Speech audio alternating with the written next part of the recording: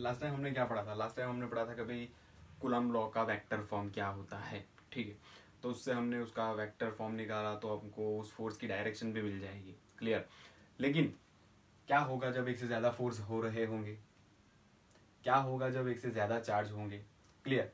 तो उस टाइम पे अपने को सुपरपोजिशन लॉ अप्लाई करना पड़ता है। कौन अप्लाई करेंगे? अपने सुपरपोजिशन का लॉ, ठीक है। तो क्या बोलता है वो लॉ एक्चुअली कि when more than one Coulombian forces are acting on a charge, when more than one forces Coulombian forces are acting on a charge, the resultant net force on that charge is equal to vector sum of all individual forces, clear। अच्छा, इसको समझे तो मानो कि ये हमारा Q1 charge है यहाँ पे और दूसरे दो चार्जेस है Q2 एंड Q3, क्लियर। तो ये दोनों चार्ज इसके ऊपर फोर्स लगाने वाले हैं, क्लियर। ये दोनों चार्ज इसके ऊपर फोर्स लगाएंगे, क्लियर। तो अपने को तो कूलम्ब लॉ में यही पता है कि भाई दो चार्ज हो Q1 Q2 तो उसके ऊपर क्या फोर्स लगता है वही पता है, क्लियर। लेकिन जब एक से ज्यादा फोर्स लग रहे हो तब क्या करेंगे? तब कुछ नहीं करना है अपने को। दोनों फोर्सेस जो है उन दोनों फोर्सेस का इंडिविजुअल वेक्टर सम करना है, क्लियर। देखते हैं तो इस पर्टिकुलर Q1 चार्ज पे नेट फोर्स क्या रहेगा? F12 मतलब सेकंड चार्ज की वजह से फर्स्ट चार्ज पे प्लस F13 तो फर्स्ट चार्ज के ऊपर थर्ड चार्ज की वजह से जो भी फोर्स लग रहा है वो दोनों का वेक्टरली एडिशन करेंगे तो अपने को टोटल फोर्स मिल जाएगा, ठीक है। तो F12 की मैंने वैल्यू यहाँ पे रख ली है विथ उसकी डायरेक्शन और F13 की भी वैल्यू मैंने यहाँ पे रख ली है विथ उसकी डायरेक्शन। यहाँ तक क्लियर है? ओके। तो एफ नेट तो इन दोनों में से कॉमन क्या निकलता है? कि Q1, तो Q1 को कॉमन निकाल लिया हमने और बचा क्या? उन सबको ब्रैकेट में लिख दिया।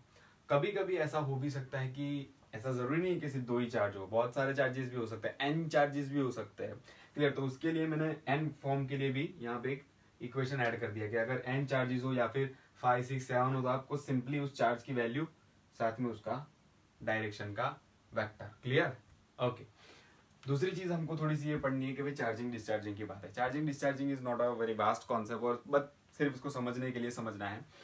तो चार्जिंग डिस्चार्जिंग में क्या होता है? अगर किसी भी बॉडी के ऊपर हम इलेक्ट्रॉन्स दे देते हैं तो वो चार्जिंग कहलाएगा और उसमें से इलेक्ट्रॉन ले लेते तो उसको डिस्चार्ज बोला जाएगा, क्लियर। तो उसकी तीन मेथड है जो आपने ऑलरेडी पढ़ी हुई है, क्लियर। तो फर्स्ट मेथड है बाय रबिंग। आपने देखा होगा कि कभी कभी आप बालों में कॉम को घुमाते उसके बाद पेपर पीसेस के साथ उसको टच करा देते तो वो चिपक जाता है, क्लियर। तो इससे क्या होता है? हेयर एंड कॉम के बीच इलेक्ट्रॉन का ट्रांसफर हो जाता है तो वो चार्ज हो जाता है और पीसेस जो होते हैं वो अट्रैक्ट होने लगते हैं, क्लियर। दूसरी बात है कंडक्शन। कंडक्शन को आप ऐसा भी बोल सकते हो कि भाई विथ कॉन्टैक्ट, मतलब इसमें आपको कॉन्टैक्ट करवाना है। मानो कि अपने पास एक रोड है जो नेगेटिवली चार्ज है और एक चार्जलेस बॉडी है। कैसी बॉडी है? चार्जलेस। उसके पास कोई चार्ज है नहीं, क्लियर। तो उसके पास अगर कोई चार्ज नहीं है और मैंने उसको ये नेगेटिव रोड के साथ टच करवाया तो नेगेटिव रोड्स के सारे चार्जेस इसके अंदर जाने की कोशिश करेंगे, क्लियर। मतलब यहाँ से सभी चार्ज जाने वाले हैं इसके अंदर, क्लियर। ओके।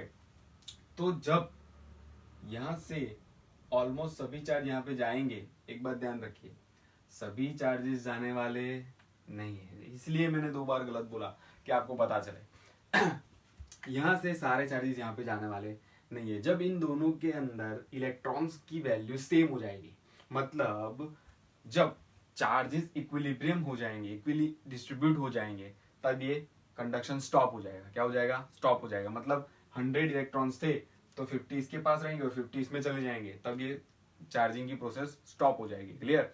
तो जब इस रोड को आप हटा लेते हैं तो ये क्या बन जाएगा? Negatively charge, clear. ओके, ठीक है। तीसरी मेथड है इंडक्शन। इंडक्शन को आप ऐसा बोल सकते हो कि भाई विदाउट कॉन्टैक्ट, क्लियर। इसमें कॉन्टैक्ट नहीं कराते हम, ठीक है। मानो कि अपने पास दो स्फीयर है, जैसे मैंने यहाँ पे ड्रॉ करा है, उनके पास कुछ कुछ चार्जेस है, अपने को पता नहीं कितने चार्जेस है पर उनके पास चार्जेस है। मैंने उन दोनों को टच करवाया। टच करवाने के बाद क्या करता हूँ? एक पॉजिटिवली चार्ज रोड एक स्फीयर के नजदीक लाता हूँ, क्लियर। एक स्फीयर के पास अपने एक पॉजिटिवली चार्ज रोड लाते हैं, मतलब मानो कि एक स्फीयर दूसरा स्फीयर, ये एक अपना रोड है जो पॉजिटिवली चार्ज है, तो मैंने ये दो स्फीयर थे उसके पास लाके यहाँ पे रखा, क्लियर। टच नहीं करवाया मैंने क्या करा? सिर्फ रखा है, क्लियर। अपने को पता है कि पॉजिटिव एंड नेगेटिव के बीच क्या होता है? अट्रैक्शन। तो इस पहले वाले स्फीयर में जो भी नेगेटिव चार्जेस होंगे वो इस तरफ आ जाएंगे और पॉजिटिव चार्जेस होंगे उस तरफ भागने की कोशिश करेंगे, क्लियर। तो इससे होता क्या है? जब पॉजिटिव चार्ज वाला रोड स्फीयर के पास लाते हैं तो इलेक्ट्रॉन्स पहले वाले स्फीयर के पास आ जाते हैं और पॉजिटिव चार्ज दूसरे वाले स्फीयर के पास चले जाएंगे due to attraction and repulsion वाला फंडा। क्लियर। तो जब इस